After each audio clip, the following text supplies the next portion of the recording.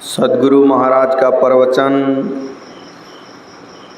प्यारे प्रिय दर्शनों, आप लोग अपने अपने घरों में नित्य सत्संग करते होंगे। हो सकता है कोई भूल भी करते होंगे। जो भूल करते हैं वे अपनी हानि करते हैं। भूल नहीं करनी चाहिए। जिस गांव में कुछ सत्संगी अधिक हुए हैं, गुरु महाराज ने जैसा कहा था कि जहाँ 7 सत्संगी हों वहाँ सत्संग घर बना देना, उसमें नित्य सत्संग करो। उन्हीं की आज्ञा पालन के लिए इस जिले के कितने सत्संग, इस जिले में कितने सत्संग घर हो गए। फिर भागलपुर, मुंगेर, सहरसा, संथाल परगना में भी सत्संग मंदिर है, जहाँ कम से कम 7 सत्संगी हों। वहाँ सत्संग मंदिर बनाकर सत्संग करो, बड़ा पुण्य होगा। जो लोग भगवान में श्रद्धा रखते हैं वे ठाकुरबाड़ी शिवालय बनाते हैं। ये ठाकुरबाड़ी और शिवालय केवल पूजा के लिए नहीं, सत्संग के लिए भी ये स्थान है। सत्संग नहीं हो तो होते होते पूजा छूट जाए, और सत्संग होते रहने से सत्संग प्रेरण करेगा पूजा करने के लिए। इसी तरह सत्संग मंदिर सत्संग करने के लिए प्रेरण करेगा, और सत्संग ध्यान करने के लिए प्रेरण करेगा। क्योंकि जिस बात को बराबर सुनो उस काम को करने की प्रेरणा मिलती है। बारंबार काशी की महिमा सुनते सुनते युधिष्ठिर का मन काशी की ओर जाने के लिए फेरा गया। इसी तरह बारंबार सत्संग सुनो, ईश्वर की ओर मन होगा।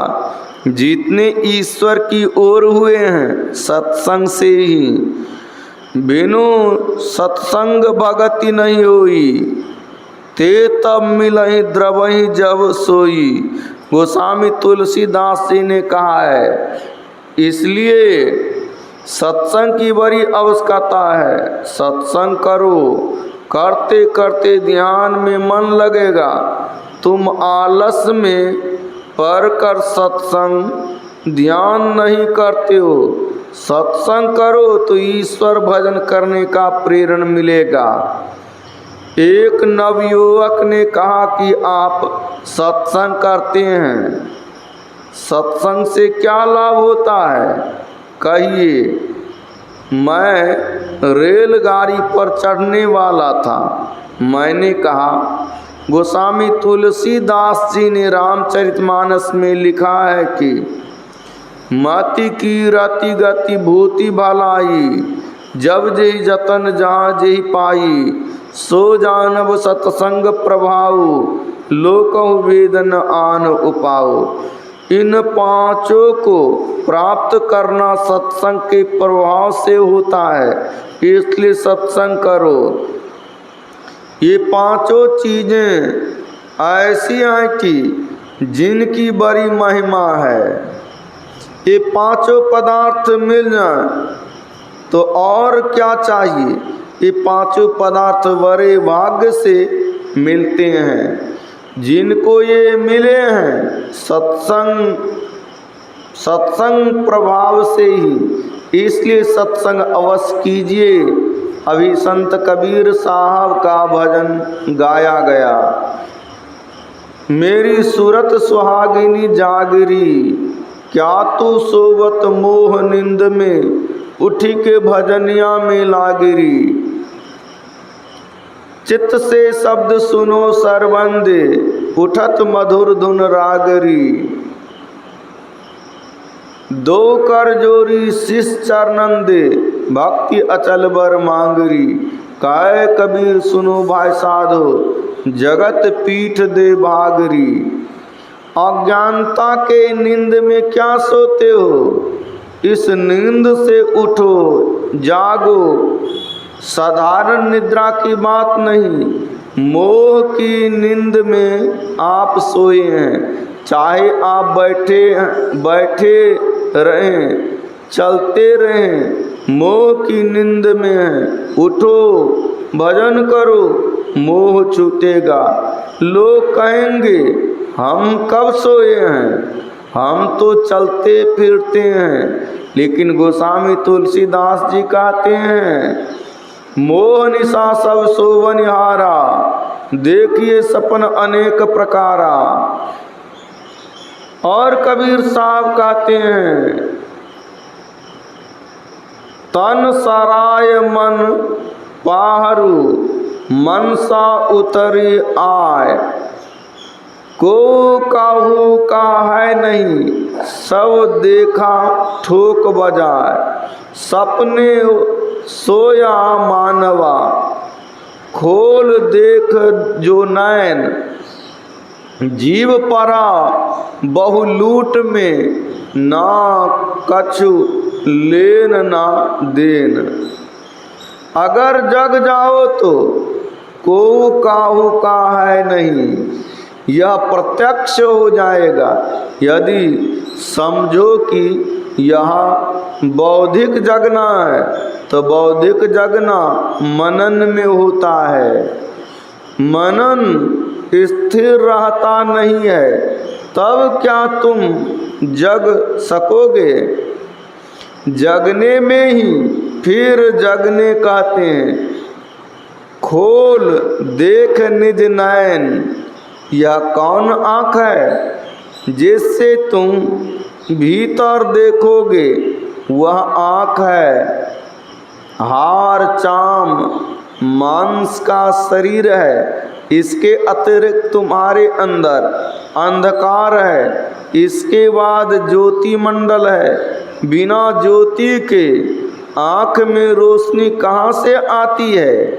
इस आँख को खोलो जिससे अंतः प्रकाश मालूम हो। क्या जामा जमशेद का, क्या सिकंदर ऐन, दिल चश्मा से देखिए अविगत सूझे नैन। जामा कटोरा, ऐन आईना, अंतर के नेत्र हैं। उससे देखो। अंतर में देखने की जो कोशिश होती है, उसी कोशिश से आँख को खोला जाता है। उस आँख के खुलने से तीन अवस्थाएं नहीं रहती हैं। जैसे सोए थे और जग गए तो संसार को देखने लगे, उसी तरह तीन अवस्थाओं से पार हो गए तो अंदर में देखते हो। इसलिए भजन करो, उठो और देखो। मतलब यह कि चौथी अवस्था में जाओ। गोस्वामी तुलसीदास जी कहते हैं, तीन अवस्था तजहु भजहु भगवंत। तीन अवस्था से परे चौथी में जाओ, तब जगना होगा, आरोहण होगा। इसी को पलटू साहब ने कहा है, रूह करे में राज खुपर का कुल, रूह करे में राज कुफर का खोल कुलावा। भजन कैसे करो, तो कहा चित्त से शब्द सुनो सर्वंदे। वेद में आया है, दृष्टि शक्ति बढ़ाओ, श्रवण शक्ति को बढ़ाओ। लेकिन यह सीखोगे कहाँ। जो इसको जानता है उसको उसके चरणों में शीश नवाकर हाथ जोड़ कर सीखो। उत्तर दक्षिण पूर्व पश्चिम किसी तरफ भी जाओ, संसार रहेगा। संसार की ओर पीठ कैसे दी जाएगी। चौथी अवस्था में जाओ तो संसार से ऊपर उठना होगा। और तब संसार को पीठ देना होता है। खोल देख निज नयन, यह दृष्टि योग है। और चित्त से शब्द सुनो सर्वंदे, यह शब्द योग है। संत लोग कहाँ तक पहुँचते हैं लोग नहीं जानते हैं। संत दादू दयाल जी कहते हैं, दादू जाने ना कोई, संतन की गति गोई। अविगत अंत अंत अंतर पट, अगम अगाध अगोई। सुन्नी सुन्न सुन्न के पारा, अगुन सगुन नहीं दोई। अंड न पिंड खंड ब्रह्मांडा, सूरत सिंधु समोई। निराकार आकार न ज्योति, पूरन ब्रह्म न हुई। इनके पार सार सोई पहिं, तन मन गति पति खोई। दादू दीन लीन चरणन चित, मैं उनकी शरणोई। संत लोग अविगत तक जाते हैं। वह अविगत क्या है, वह अविगत कहाँ है? अंदर के अंतिम पट में है। अंदर अंदर चलो तो अंत में मिलेगा। क्या मिलेगा? तो कहा शून्य शून्य शून्य के पारा, यानी तीन शून्य, अंधकार, प्रकाश और शब्द, ये तीन शून्य मिलेंगे। उसके बाद अगुण सगुण नहीं दोई है। तारीफ को भी गुण कहते हैं, इसलिए जिसकी तारीफ है उसको निर्गुण कैसे कहा जाए। दूसरी बात है कि तीन गुणों के पार जो है वह निर्गुण है, और फिर सगुण भी नहीं है। तो क्या है? जड़ प्रकृति को ज्ञान नहीं है, वह मलिन माया है और एक निर्मल माया भी है। विद्या और अविद्या का कर मानो तो हो सकता है। विद्या माया और अविद्या माया, अर्थात अविद्या माया अपरा प्रकृति है और विद्या माया परा प्रकृति है। अपरा प्रकृति त्रैगुण है और परा प्रकृति निर्गुण है। इन दोनों के परे जो है वह निर्गुण सरगुण नहीं है। परा प्रकृति निर्गुण है, जो शब्द ब्रह्म है।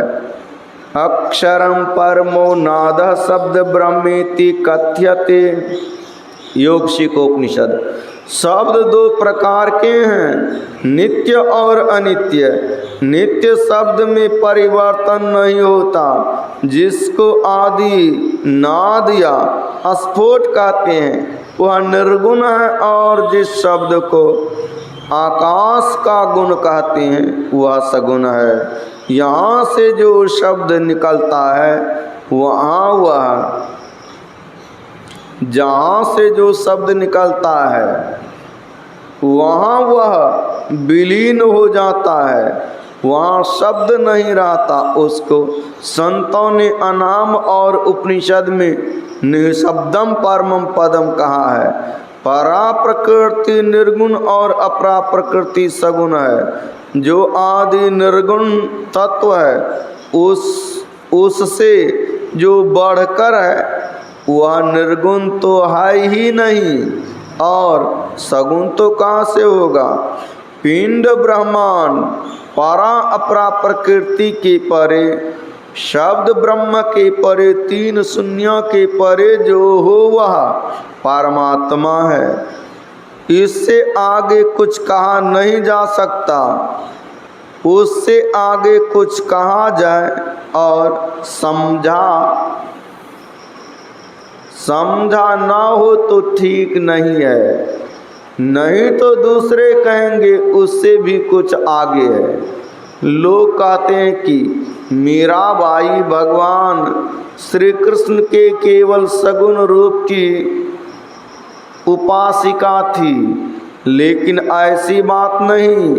मीराबाई कहती हैं, ऊंची अटरिया लाल केवरिया निर्गुण सेज बिछी, पचरंगी झालर शुभ सोहै, फूलन फूल कली, बाजूबंत करूला सोह, मांग सिंदूर भरी। सिमरन थाल हाथ में लिन्ना, शोभा अधिक भली। सेज सुखमना मीरा सोवै, सुबह आज घरी। उपनिषद में ज्योति को भी एक पर्दा बताया है। हिरण्यमयेन पात्रेण सत्यस्यापिहितं सुमुखं, सत्वं पोषन्न पावृणो सत्यधर्माय दृष्टये। ईशावास्य उपनिषद। अर्थात आदित्य मंडल ब्रह्म का, आदित्य मंडलस्थ ब्रह्म का मुख ज्योतिर्मय पात्र से ढका हुआ है। हे पूषण, मुझ सत्य धर्मा को आत्मा की उपलब्धि कराने के लिए तो उसे उघाड़ दे। मीराबाई के वचन में पंचरंगी झालर की चर्चा है। वह क्या है? ध्यान करते समय अभ्यासी को 5 तत्व के 5 रंग मालूम होते हैं। स्याही सुरख सफेदी होई, जरद जाति जंगाली सोई। तुलसी साहब। पृथ्वी का रंग पीला, जल का रंग लाल, अग्नि का रंग काला, वायु का रंग हरा और आकाश का रंग साफ। ये ही 5 रंग पंचरंगी झालर हैं। करूला, करादम, बाजूबंत सम। इस तरह भजन करो तो मुर्दा में प्रकाश मालूम होगा। यही मांग का सिंदूर है। मीराबाई तो विधवा थी, उनको सिंदूर की क्या जरूरत? यह उपमा के लिए कहा गया है। सेज सुखमना मीरा सोवै, सुबह आज घरी। मीराबाई की तरह राजस्थान में सहजोबाई और दयाबाई भी हुई हैं। सहजोबाई कहती हैं, भयाजी हरि रस पी मतवारा, 8 पहर झूमत ही बीते, डार दियो सब भारा। हीरा पिंगला ऊपर पहुँचे, सुखमन पाठ उगारा। पीवन लगे सुधारस, जब ही दुर्जन परी बिडारा। गंग जमुन बिचासन, मारियो चमक चमक चमकारा। भंवर गुफा में दृढ़ होई बैठे, देखियो अधिक उजारा। चित्त स्थिर चंचल मन था का, पाचो का बलहारा। चरण दास कृपा सो, सहजो भरम करम भयो छारा। आलस बड़ा दुश्मन है, सब तरह के इंतजाम करने पर भी आलस्य कहता है, सो भजन करने नहीं देता। भगवान बुद्ध ने कहा, निरालसी बनो, आलस्य मत करो। निरालसी होने से इंद्र देवताओं का राजा हुआ। निरालसी होने से इंद्र देवताओं का राजा हुआ। स्थूल काम में लोग आलस छोड़ेगा, लेकिन भजन करने में आलस्य आता है। इसको रोको। गुरु महाराज कहते थे कि गोरखनाथ जी को भी आलस्य आता था। उन्होंने स्थूल देह को कष्ट दे देकर आलस छुड़ाया। देह को कष्ट नहीं दो, लेकिन आलस छुड़ाओ। कोई ख्याल नहीं आवे और आलस नहीं आवे तो समझो कि भजन बन गया। जिस मिनट में व जिस सेकंड में ऐसा होता है, उसी मिनट में व सेकंड में भजन बनता है। श्री सद्गुरु महाराज की जय। यह प्रवचन पूर्णिया जिला अंतर्गत ग्राम रोशनाहाट में दिनांक 4/4/1964 ईस्वी को सत्संग में हुआ था।